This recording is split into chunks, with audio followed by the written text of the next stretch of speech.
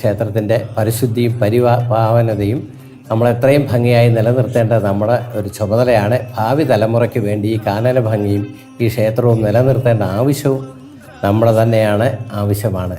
അതിനാൽ കെട്ടുനിറയ്ക്ക് വരുന്നവർ പ്രത്യേകം ശ്രദ്ധിക്കേണ്ട ഒരു കാര്യം, കെട്ടുനിറയിൽ പ്ലാസ്റ്റിക് മാലിന്യങ്ങൾ ഉണ്ടാകാതിരിക്കാൻ ശ്രദ്ധിക്കണം. ഒരു തരത്തിലും കെട്ടുനിറയിൽ പ്ലാസ്റ്റിക്കിൻ്റെ ആവശ്യമില്ല എന്നുള്ള ഒരു കാര്യം ഞാൻ നിങ്ങളെ ഇപ്പോൾ ഓർമ്മിപ്പിക്കുകയാണ്. ഒരു കെട്ടിൽ 2 ഭാഗമുണ്ട്, പിൻമുടി മുൻമുടി. അതുകൊണ്ടാണ് അതിന് ഇരുമുടി എന്ന് പറയുന്നത്.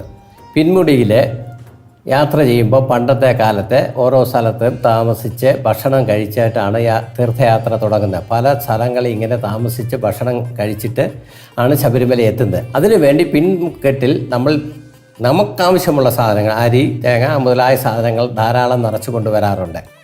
ഇപ്പോൾ സാധാരണ നടന്നു വരുന്ന തീർത്ഥാടകരുടെ എണ്ണം വളരെ കുറവാണ്.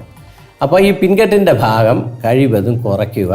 കുറച്ച് അരിയും ഒരു നാളികേരവും മാത്രം കൊണ്ടുവന്നാൽ മതി. ഇനി മുൻകെട്ടിലെ സംബന്ധിച്ചിടത്തോളം ശബരിമലയിലേക്ക് ആവശ്യമായ സാധനങ്ങൾ മാത്രം കൊണ്ടുവന്നാൽ മതി. ഇപ്പോൾ ഇരുമുടി എന്ന് പറഞ്ഞൊരു കടയിൽ ചെന്ന് സാധനം വാങ്ങിക്കുകയാണെങ്കിൽ ഒരു പാക്കേജായിട്ട് കുറേ സാധനങ്ങൾ തന്നു വിടുവാറുണ്ട്. ഇതൊന്നും നമുക്ക് ശബരിമലയിൽ ആവശ്യമില്ല.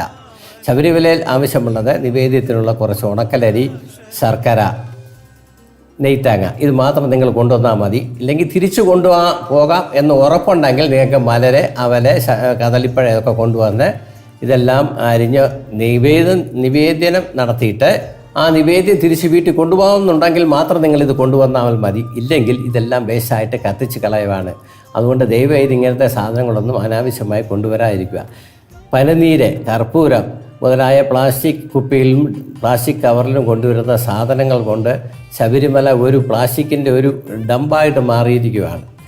ഇത് സൂക്ഷ്മജീവി മുതൽ ആന വരെയുള്ള മൃഗങ്ങൾക്ക് വളരെയധികം ദോഷമായിട്ട് ഭവിക്കുന്നുണ്ട്. ശർക്കര പൊതിഞ്ഞുകൊണ്ടുവന്ന കടലാസൊക്കെ ഭക്ഷിച്ച് ജീവജാലങ്ങൾക്ക് അപകടങ്ങൾ ഉണ്ടാകാറുണ്ട്. അപ്പോൾ ഇതൊക്കെ നമ്മൾ ഒഴിവാക്കേണ്ടതാണ്.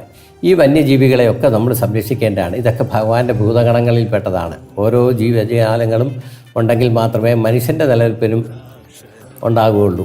ഈ കാനനത്തെ, ഈ വനഭംഗിയെ ഇതുപോലെ സംരക്ഷിച്ച് നിർത്തേണ്ടിയിട്ട് നിങ്ങൾ ആവശ്യമുള്ള സാധനങ്ങൾ മാത്രം കൊണ്ടുവരിക.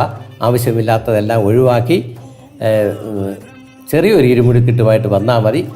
ഇത്തവണ നിങ്ങൾക്ക് നല്ല സുഖകരമായ ഒരു ദർശനവും നല്ലൊരു തീർത്ഥാടനവും ഞാൻ ആശംസിക്കുന്നു. സ്വാമി ശരണം.